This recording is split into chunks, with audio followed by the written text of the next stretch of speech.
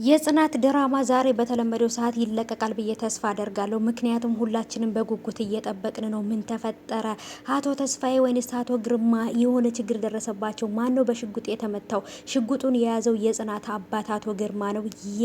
የአቶ ተስፋዬ ደረት ላይ ሽጉጡን ደቅኖበት ነበር ማለት ነው። እንግዲህ ነፍሱን ለማትረፍ ሲል ያን ነገር ትኩስ ተኮሰበት ወይንስ ደግሞ አቶ ተስፋዬ ሽጉጡን ወደ ጽናት አባት አዙሮ አቶ ተስፋዬ ነው የጽናትን አባት የተኮሰበት? ምን ተፈጠረ? የእውነት በጣም ከባድ ነው። ምክንያቱም አቶ ተስፋዬ ሁሉም ሙሉ ኃይል አላቸው። አቶ ግርማ ደግሞ አንድ እጁን በምርኩዝ ተመርኩዞ ነው ያለው ማለት ነው። ስለዚህ ወይንም ነፍሱን ለማትረፍ ብሎ ያንን ሽጉጥ ተኮሰው። በጣም ብዙ ጥያቄ አለ ባይምሮ ማለት ነው። ሰላም ሰላም፣ ውድ የተከበራችሁ የቻናሌ ተከታታዮች እንዴት ናችሁ? ከኔ ጋር ሁሉ ሰላም ነው። ሰላማችሁ ይብዛልኝ ባላችሁበት ውድ ቤተሰቦቼ። ለቻናሌ አዲስ ከሆናችሁ ሰብስክራይብ እያረጋችሁ ቤተሰቡን ነባሮች እንኳን በሰላም መጣችሁ ብያለሁ። ውድ ቤተሰቦቼ ዛሬ የጽናት ድራማ በጊዜው በሰዓቱ ይለቀቃል ብዬ ተስፋ አረጋለሁ። ምክንያቱም ብዙዎቻችን ወይም ሁላችንም እየጠበቅን ያለኑ ነገር ነው ማለት ነው ቤተሰቦቼ። ምክንያቱም ማን ነው የሆነ ሰው ሞተ ወይንስ ደግሞ ማን ገደለ፣ ማን ወደ ማን ተኮሰ እያልን በዛም ብዙ ጥያቄዎች አሉ ባይምሯችን ማለት ነው ቤተሰብ። ምክንያቱም ያን ነገር በደንብ አድርገን ማወቅ እንፈልጋለን ማለት ነው። እና በጣም ብዙ አወዛጋቢ ነገሮች አሉ በጽናት ድራማ ላይ። ጽናት አባቷን አታ መኖር አትችልም።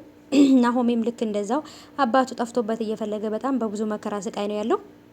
አቶ ግርማ አቶ ተስፋዬን እንዲገለው አልፈልግም፣ ወይንም ደግሞ አቶ ተስፋዬም ደግሞ አቶ ግርማን እንዲገለው አልፈልግም። ምክንያቱም በመሀል ጽናትና ናሆሜ ስላሉ ማለት ነው። ናሆምና ጽናት በጣም ይዋደዳሉ፣ በጣም ይፋቀራሉ፣ በጣም ይተሳሰባሉ። ስለዚህ ለንብረት ብለው ሁለቱ አባትና አባት ከተጋደሉ ጽናትና ናሆሜ አብሮ የመሆን እድል የላቸው። ምክንያቱም አንዱ ያንዱ ገዳይ ስለሆኑ በጭራሽ ሊጋቡና አንድ ላይ ሊሆኑ አይችሉም ማለት ነው። ስለዚህ ደግሞ ጽናት ናሆሜን አታ መኖር አትችልም ቤተሰቦች። ስለዚህ ሁለቱ ተስማምተው ነገሮችን ሊያስተካክሉ ይገባል ብዬ አስባለሁ። ወይንም የጽናት አባት ነገሩን ትቶ ሁሉንም ለፈጣሪ ትቶ መተው አለበት ብዬ አስባለሁ። በተለይ ለማንም ብሎ ሳይሆን ለልጁ ለጽናት ሲል ነገሩን መተው አለበት እና አቶ ግርማ ያሰረው መስሎት ነበር እንጂ አላሰረውም። አቶ ተስፋዬ አልታሰረም ነበር፣ እጁ እንደተፈታ ነበር ማለት ነው። እና በጣም ከባድ ነገር ተፈጥሯል። ማን ነው ሰው ሞተ ወይንስ ደግሞ ምን ተፈጠረ የሚለው ነገር ማወቅ ነው የናፈቀኝ ማለት ነው ቤተሰቦች። በጣም ከባድ ነው ከምላችሁ በላይ። እና እንግዲህ ጽናትና ናሆም ያሉበት ሁኔታ አሁን ላይ እና አባትና አባቶቻቸው በድርጅት በንብረት የተነሳ ተፋጠዋል። ጽናትም ደግሞ አባቷ መጥፎ ነገር እንዳያደርግና ሰው እንዳይገል ስለምትፈልግ ለፖሊስ ሄዳ አመልክታለች። አባትየው የደወለበትንም ቁጥር ሰጥታለች። አባትየው ስልኩን ዘግቷል። ፖሊሶቹን እየተከታተሉት ነው ማለት ነው። እኔ ግን እውነት ለመናገር ይሄ ነው ብዬ ልናገር አልችልም። በጣም ከባድ ነው።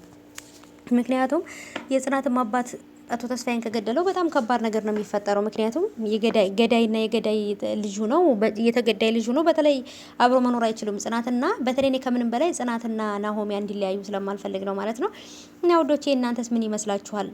የሆነ ጉዳት ነው ወይንስ ደግሞ የሞተ ሰው አለ? ከሁለት አንዳቸው ማንኞቻቸው አደጋ እንደደረሰባቸው አናቅም። ምክንያቱም ሽጉጡ አቶ ግርማ እጅ ላይ ቢኖርም ግን ደግሞ በሁለታቸው ደረት መሀል ላይ ነበር ሽጉጡ የነበረው ማለት ነው። ስለዚህ ማንኛው አደጋ እንደደረሰበት አናቅም።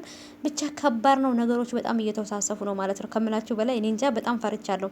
ግን ደግሞ አቶ ተስፋዬም ሆነ አቶ ግርማ ምንም እንዲሆኑ አልፈልግም። ምክንያቱም ሁለቱም በጣም የሚወዷቸው ለብቻቸው ተሰቃይተው ብዙ መከራይተው ያሳደጓቸው ልጆቻቸው አሉ ማለት ነው በመሀልና በዚህ መሀል ደግሞ ልጆቹ ይጎዳሉ ብዬ አስባለሁ። የእነሱም የልጆቹን ፍቅር ደግሞ በመሀል ይበላሻል እና ብቻ በጣም አሁን ላይ ጽናትና አባቱ ያሉበት ሁኔታ በጣም ከባድ ነው። አቶ ግርማ ደግሞ ገና አገግሞ አሁን ደህና ሆኖ በተነሳ ሰዓት ይሄ ነገር መፈጠሩ በጣም ያሳዝናል። ብቻ ግን በደንብ አድርገን የምናይ ይሆናል ማለት ነው። ምን ሊፈጠር እንደሆነ ባላቅም ማን እንደተጎዳ ማን እንደሞተ የምናውቀው ነገር የለም እስካሁን ድረስ ማለት ነው። ግን ደግሞ ዛሬ ቢለቀቅና ብናየው በጣም ደስ ይለኛል። ይለቀቃል ብዬ አስባለሁኝ በተለመደው ሰዓት ማለት ነው። ቤተሰቦቼ እንጠብቃለን። እኔም በጉጉት እየጠበቅኩ ነው ማለት ነው። ይቺ ሰይጣን የሆነች ራሄል ናት ይሄን ሁሉ ነገር የምታደርገው።